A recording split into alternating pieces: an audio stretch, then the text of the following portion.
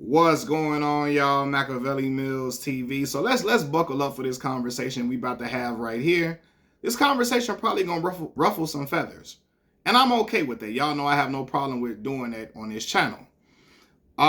So Gilly the Kid, aka Gilly the King, whichever y'all want, whatever y'all want to call him. Y'all know Gilly from the $1 Million Worth of Game podcast with Wallow. Gilly was on Club Shay Shannon Sharp's podcast. They actually recorded the podcast the day before the Super Bowl, so Gilly he was in his Eagles drip all the way down, right? So anyway, they get to a point in the conversation where Gilly starts talking about Jay-Z and the Rock Nation brunch, and Gilly was basically saying, what do you get from going to these parties except a picture? And Gilly also was saying basically like Jay-Z, he ain't gonna smile with you unless you worth $500 million, right? And in the conversation that he's having with Shannon, I'm paraphrasing, but Gilly was basically saying that Jay-Z uses his standing in the black community to enrich himself and gain access to these white billionaire spaces, right? And he says that he's basically saying that Jay-Z gains access to these white billionaire spaces under the guise of, hey, y'all, look at me. You know, these Negroes look at me as the head honcho. They look at me as the top dog. I am the barometer of what's cool for them, right? I can control them in their thought process. So give me the money because I control these other rappers. I make them move, and I make them move on the chessboard. You know, y'all give me the bread, you know? And y'all know me, man. I'm one of the biggest, musically, I'm one of the biggest Jay-Z fans you could ever find, especially in my age group. I'm 32 years old. I know Jay-Z verses where some of my peers have never heard it. I mean, it's new to them. Some of my peers probably will never want to listen to Jigga. You know, I used to be in school. When I went down south for college, I was arguing with like my classmates, arguing with my fraternity brothers about Jigga, man, being the dopest rapper I ever heard in my life. And people was giving me all type of pushback and all of that. So I say that to say, I'm a huge Jigga fan, but I also realize that Jigga is a humongous, enormous capitalist. And I would be lying to y'all if he's not. I've done several videos on this, right? Jigga is a supreme capitalist, and he has no interest in uplifting the black community for real. He has interest in enriching himself for real at all costs. And that was proven through the NFL deal that he took. After he said he told everybody we standing with Colin Kaepernick, you know what I mean? We standing with Cap. He told Jermaine Dupri and all the other artists, don't y'all perform at the Super Bowl. We not performing there. We standing with Colin Kaepernick. Don't perform there.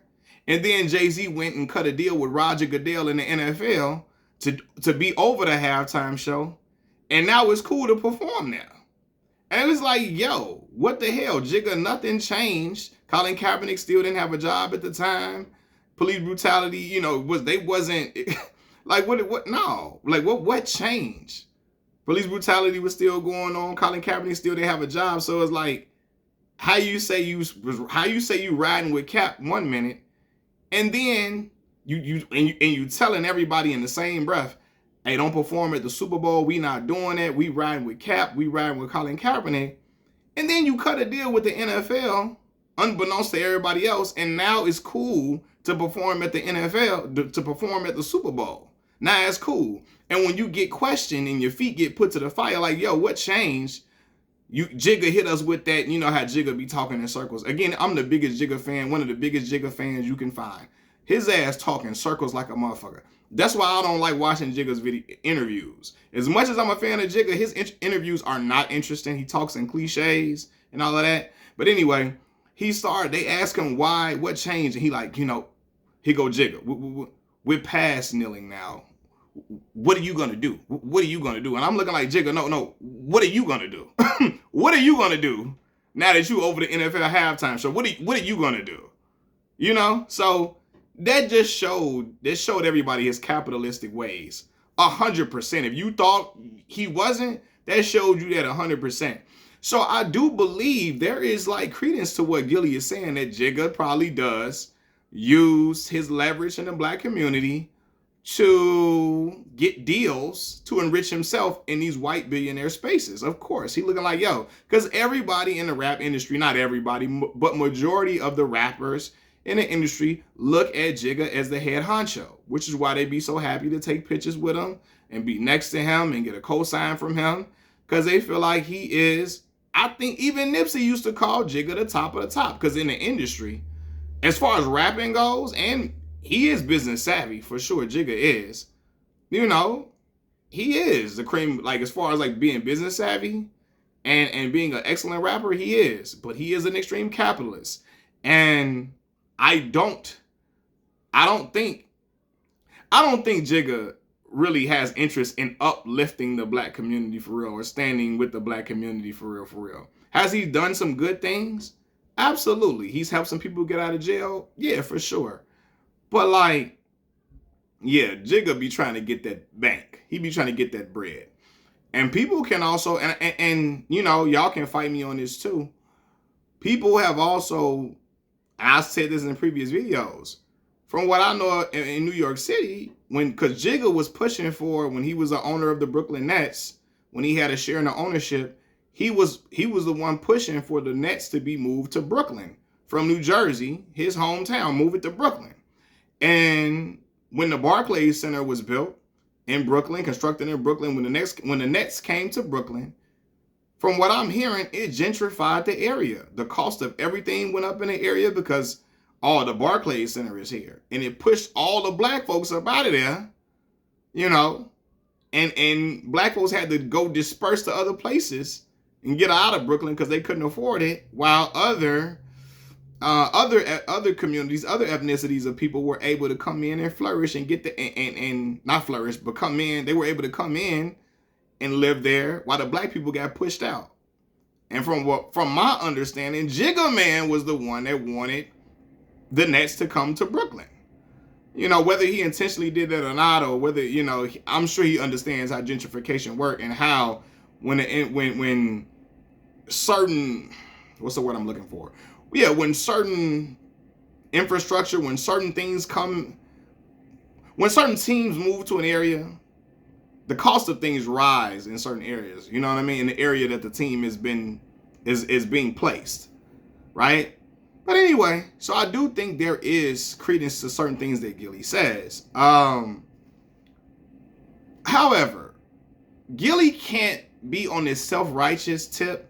He can't be talking like this when you have a podcast deal with an extremely racist individual. You over there on Barstool, and the president of Barstool, Dave Portnoy, is an extreme. He's a racist individual. He's a known racist. He's a known racist. You know, like, you can look at Dave Portnoy's tweets and see it 100%. Everybody knows it. So, you know, Gilly, on one end, Gilly can't say that, oh, I know the play. Jay-Z, he basically alluding to Jay-Z uses his standing with black folks in order to gain access to white billionaire spaces. And Gilly hit everybody with that, you know, I made my own way. I made my own way. I did my own thing. Well, Gilly, yeah, but you made your own way while being partnered with one of the most racist media owners and platforms around. You know, so you can be called to question too, and your feet could be put to the fire as well. You have a podcast, I'm talking to Gilly. Gilly, you got a podcast geared towards black folks on a racist platform, brother. So, how does that work? You get what I'm saying? So, so while Gilly is, I believe Gilly is right in some of the assessments he's made of the Jigga Man, Gilly, you got some stuff that looks shady on you too, partnering up with Dave Portnoy when everybody know. Every black person that I know that is upright and have knowledge of self, we know what Dave Portnoy owns and how he identifies and what he stands with. And it ain't with black folks at all. And we know Dave says a lot of things with racial overtones. Overtones, a lot. Even just in his tweets. Not forget him just talking, in his tweets you can see it. You know, so Gilly, yeah, you can't come from that righteous point and be on that self-righteous tip when we see who you doing business with too. Like, two things can be true. Yeah, Jigga got that. He is an extreme capitalist, and he does use his standing with black people to enrich himself for sure. But Gilly, you got some stuff shaky with you too, and Gilly has said some anti-black things before. I remember I called him out on my channel. You can go see this on my channel 4 years ago. Gilly was out here talking about, you know, they hollering Black Lives Matter, but my black life didn't matter when I got shot in the street. When a dude popped me. And I'm like, Gilly, how you gonna act like you were not an innocent bystander when you got popped? You was moving, you was a street dude, engaging in street behavior, operating in the streets, doing illegal stuff. When you playing in the streets, that come with it, bro. You bound to get popped. You playing in the street, you getting money in the street, and you operating, doing your business illegally with other wolves and other vultures. A vulture gonna attack you at some point if they feel like they can come up. That's how the game works, and you should know that. Don't act like you know you were just like you were a civilian. I'm sorry, like you were a civilian. So when he said that, I remember lighting Gilly ass up when he was talking like that. You know, Gilly talked about. And I got on Gilly's head too for, you know, I hate when people do this. You have a bad situation with a black business owner, and then you use that as your way to say, I ain't rocking with no black businesses. Every time I do something with the black business ain't gonna have their business taken care of. They do this and they do that. They do this and they do that. I'm like, Gilly, I'm sure you got bad service from a lot of white businesses. You don't holler to the top of your lungs, you ain't shopping with no white establishments no more. You don't do that. But the moment you go to one black business and stuff ain't to your liking, you willing to shout to the world how black businesses ain't shit and you ain't working with them and ain't nothing. Come on, dog. Like, you know? So, yeah, man. But I do believe, though, like I said before, that Gilly had a point about Jigga using his standing with black folks as leverage to get in these doors with getting these white billionaire spaces to enrich himself. Like, and black people don't want to say that because we have been conditioned to look at Jigga's success as our own, right? We see Jigga making billions of dollars. We say black excellence. We feel like we thinking it's enriching our community by proxy. Like we thinking Jigga getting these billions and millions. We start thinking that he's enriching our community by proxy when he's doing that, but he's not. Jigga's wins are not our wins. I want to be very clear. Jigga's wins are not our wins, you know, and Jigga know that a lot of black people feel like that though. That's why he be doing what he be doing and getting away with doing certain stuff, you know. So, and while I love Jigga's music and I think he's a dope rapper, I will always say he's a capitalist to the extreme. Like, make no mistake about it. And people will get upset with me for saying that. But yeah, like I remember. I don't care what nobody say. I heard he was doing them dang on cryptocurrency classes in the Marcy projects. Now, I don't know. This is something that I heard was going on. So I'm going to say I heard. And if that is true, if Jigga was doing cryptocurrency classes in the projects, he's out of his damn mind. People in the projects don't got time to be trying to wait on cryptocurrency. From what I understand about cryptocurrency, the value of it goes up and down, all that type of stuff. People in the projects need money. They need groceries. You know what I'm saying? Like they need money. So teaching crypto classes, other than just to say, oh, I did that for the community, for the projects, I showed them how to do crypto. Like, yeah, these people ain't got time to be sitting down learning cryptocurrency when kids got all type of school fees. They ain't hungry. They ain't got nothing in the refrigerator. They got to pay some bills. Got to keep the phone on. Like, I'm like, Jigga, instead of teaching them cryptocurrency classes or trying to teach them about cryptocurrency, man, just get them some money. Pay for them some groceries. Pay the rent. Pay the groceries. You know, get them something to eat. Versus just, hey, he goes some cryptocurrency classes and slap your name on it. Just to say that Jigga man was trying to teach Marcy projects, people in the Marcy projects, how to do cryptocurrency. I like, what the hell? And I'm gonna say this too, because things are coming to me as I'm talking. I know Jigga a capitalist because in interviews, Jigga can't wait to tell people how he got all his money and he ain't giving none to nobody. I hate rich people who every interview they got, they start talking about how they ain't got time to be giving nobody else no money. Brother, we know you got it. We know you earned it. Salute to you, brother. Congratulations. But why every time you sitting down, you keep trying to talk about how, oh, this people, I can't help everybody. Every interview Jigga got, he keep talking about that. I can't help everybody. And I can't give to you and to you and to you. And, you know, your cousin call you, he get mad because you don't want to give him $40,000. And Jigga, $40,000 to Jigga is a penny. It's a penny in the ocean to Jigga. But like, I remember he sat down with Kevin Hart talking about that. Like Jigga, every interview Jigga got, he can't wait to tell us how he got all his money and he ain't giving it to nobody. I can't stand rich people who do that. Bro, like what? They can't wait to be up to tell folks you ain't getting none of my bread.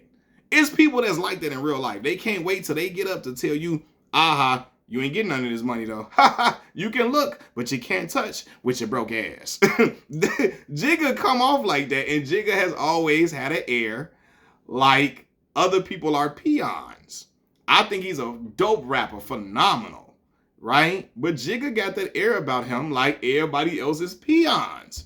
That's why him and Cameron could not mesh. Cam is very immature. He's childish. He's petty. And he got an arrogant bravado about himself. And Jigga got this bravado like, hey, man, y'all little N-words to me. Y'all little N-words to me, man. You feel me? Like, and so, yeah. Jigga got a capitalistic vibe all about him. So I don't think Gilly was wrong in that. But Gilly, it's like, in some ways, I shouldn't say pot calling the kettle, but yeah, it is. It's like the pot calling the kettle black. Because while you talking about Jigga using his leverage in the black community to enrich himself and gain access to white billionaire spaces, you're in the space of a white multimillionaire. You're partnered up with him. And you know this guy, the multimillionaire that you're partnered with, you know he said stuff with racist overtones several times. You know he said some racist things, and he more than likely is a racist, and you still riding with him, and you got that deal over there. You know what I mean? So, yeah, you made your way on your own, but you made your way on your own while being partnered with a racist media owner. You know, and you're doing so by having a podcast geared towards black people. Now, Gillie will sit up here and probably tell y'all his podcast is not geared towards black folks. Let's look at I would ask y'all to see if we could pull up the demographics of the people who watch $1 million worth of game. I guarantee you it's majority black folks. I guarantee you it is. I guarantee you it's majority black folks that watch $1 million worth of game. From the slang to the terminology, all of that is geared towards black folks. You feel me? Or he would say it's geared toward hip hop heads. But yeah, true. But a lot of the hip hop heads just watching that is black, you know? So yeah, you have a Gillie, you got a platform geared towards black folks. You got a podcast geared towards black people on a racist platform, brother. Barstool Sports. So yeah, you got to look at yourself in certain ways too, man. Just being honest, you know? But yeah, like I forgot to make this point. And I'm sorry for rambling and talking. When Gillie was basically saying that Jay is able to leverage his standing in the black community to enrich himself and gain access to white billionaire spaces, he was saying so like, you know, he's saying that Jigga does it under the guise of, hey, look at me, I'm the head honcho. These rappers and these rappers gonna follow what I say. They're gonna follow my lead.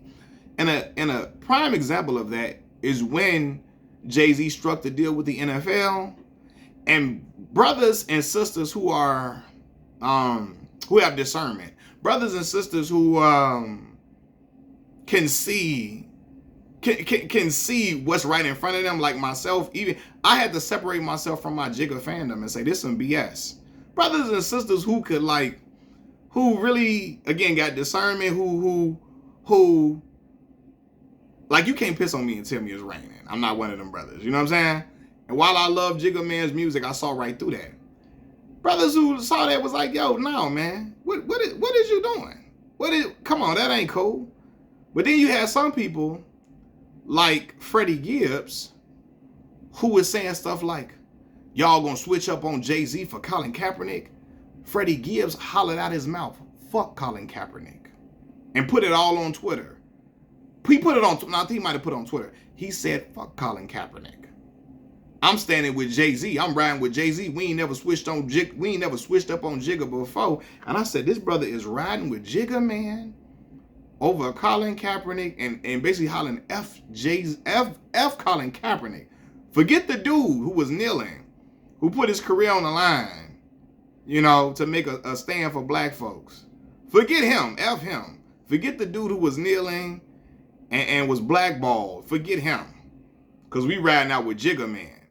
And because Freddie was so emotional about people, like, honestly questioning Jigga's moves, as we all should have. I had people that was coming at me who don't even listen to Jigga, who nowhere near the biggest fans of Jigga that I am, and was coming at me, educated people like, how dare y'all go against Jay-Z? He's done so much for us. What? Like, yeah, Jigga done some cool stuff, but like, what? No. You can question people. No man is above reproach. But Jigga has a standing with black folks where everything, he seems to be above reproach at times. You can't say nothing about nothing he's done or nothing he's doing without people coming at you. You know, it was like that for Lil Wayne for a minute too. Because I still be getting pushback from him. When Lil Wayne first started, you know, raccooning it up, hard shoe raccooning, you had people, I was calling it out immediately. And you had educated folks coming at me snapping because they love Lil Wayne so much. This is coming from a LeBron James fan. If LeBron would have been on that, I'd have called LeBron out too.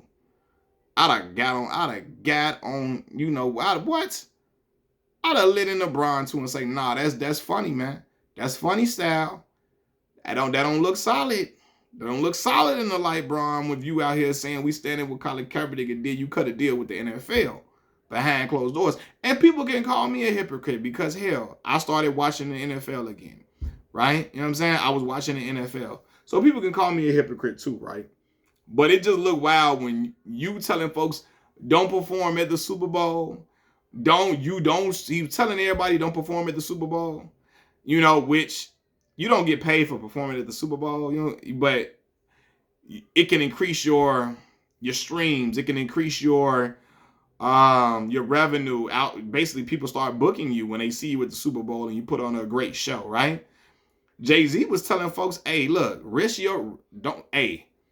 y'all forget that revenue you gonna make. Forget, you know, what the money you can make from being on a Super Bowl appearance. Forget that. We standing with Colin Kaepernick. He went from that to, hey, look, I'm gonna cut this deal with Roger Goodell. Now it's good for everybody to perform now. Everybody like, what happened to standing with Colin Kaepernick, Jigga? So, yeah, man. So it's things about Jigga that can be questioned and it is shaky. But there are things about Gilly that can be questioned and is shaky as well. And I had to get all of that off my chest in this video. Now, you know, some of y'all gonna take it how y'all take it. It is what it is. But I'm open for discourse. You know, and I've made videos asking what made people hate Jigga with certain things. And I understand certain backlash that Jigga gets. I don't understand some backlash. But I do understand the backlash about him being a capitalist. Because Jigga, he in it for the pape. And it ain't to uplift black folks. It's to uplift him. Him, his family. That's it. You know? So, and Gilly doing the same damn thing as well. He doing the same thing too. I guess, but Gilly say he don't mask it like he doing it for black folks like Jigga does.